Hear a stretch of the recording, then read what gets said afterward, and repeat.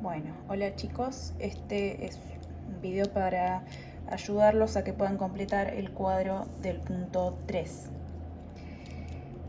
Bueno, empezamos. Les pregunto a ustedes por la propiedad conmutativa al principio respecto a la suma, la resta, la multiplicación y la división. La propiedad conmutativa ustedes ya la conocen. Es el famoso: el orden de los factores no altera el producto. Yo les voy a dar un ejemplo de la propiedad conmutativa en la multiplicación. Por ejemplo, 32 por 21 me da 672 y es lo mismo que hacer 21 por 32, ¿sí? Cambio el orden de los factores y me vuelve a dar el mismo resultado, ¿sí? Se mantiene la igualdad, entonces puedo decir que existe la propiedad conmutativa en la multiplicación, ¿sí? Ustedes acá completarían con un ejemplo, tiene que ser distinto al que yo les estoy dando. Por ejemplo, ponen un ejemplo. 2 por 3 es 6 y 3 por 2 también es 6. ¿Sí? Usando la multiplicación. Lo tienen que hacer en todos los casos si se cumple. Fíjense, ¿sí? Si en todos los casos se cumple la propiedad conmutativa. Hay varias de estas propiedades que no se cumplen en todos los casos. Bueno, después tienen la propiedad asociativa. La propiedad asociativa también ya la deberían haber visto. Por ejemplo, acá tengo 2 más 5 entre paréntesis más 7, que es, resolviéndolo, 2 más 5 es 7, 7 más 7, 14. Si yo agrupo y asocio otros números, esta es la propiedad asociativa en la suma, ¿sí? Si yo agrupo otros números, por ejemplo 2 más 5 más 7 entre paréntesis, ¿sí? Resuelvo esto, 2 más 12, 14, ¿sí? Me sigue dando lo mismo en ambos casos. ¿Qué significa eso? Que se cumple la propiedad asociativa en la suma. Entonces, bueno, acá ponen un ejemplo. A ver, 3 más 2 más 1 es 6. Y después 3 más 2 más 1 también es 6. ¿Sí? Ponen un ejemplo distinto a estos que estoy dando, ¿sí?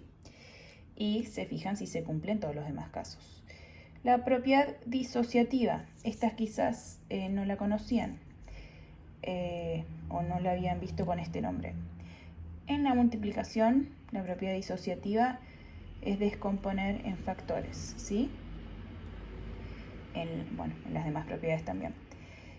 Ustedes, por ejemplo, tienen 8 por 5 por 10 por 2, que les da 800.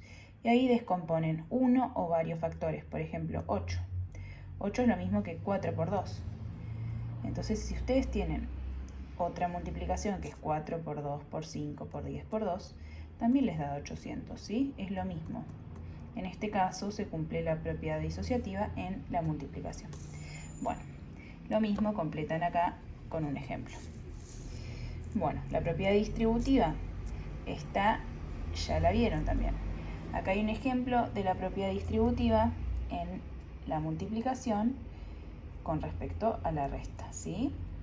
Tiene una multiplicación con una resta y en este caso se cumple la propiedad distributiva. ¿Se acuerdan que hacían? 10 por 8 menos 10 menos, arrastraban el signo, 10 por 5. 10 por 8, 80, 10 por 5, 50, 80 menos 50, 30. ¿Sí? ¿Qué pasa? Es lo mismo que si acá lo resuelven. 10 por 8 menos 5, ¿cuánto es? 3, 10 por 3, 30. ¿Sí? Se cumple la propiedad distributiva en la multiplicación con respecto a la resta.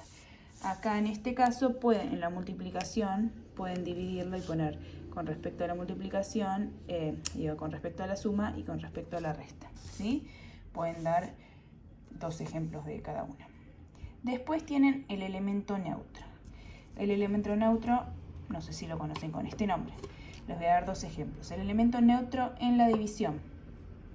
En la división, el elemento neutro es El número que si yo divido a cualquier número por ese número, el resultado es el mismo número del principio, ¿sí? El elemento neutro de la división es el 1. Les doy otro ejemplo.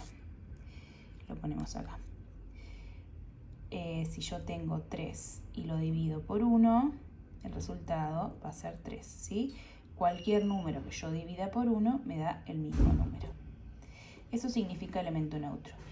¿Cuál es el elemento neutro de la suma? El 0.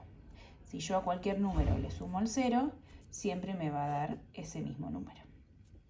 Y después, esto es de otros ejercicios que ustedes me han ido preguntando por Classroom.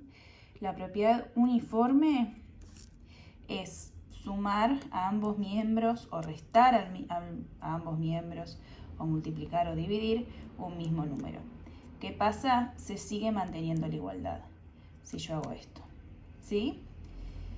Acá tengo 2 por 3 es igual a 6.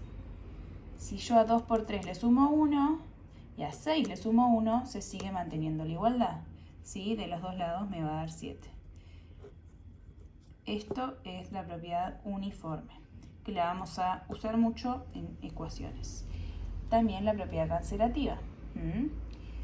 ¿Qué es la propiedad cancelativa?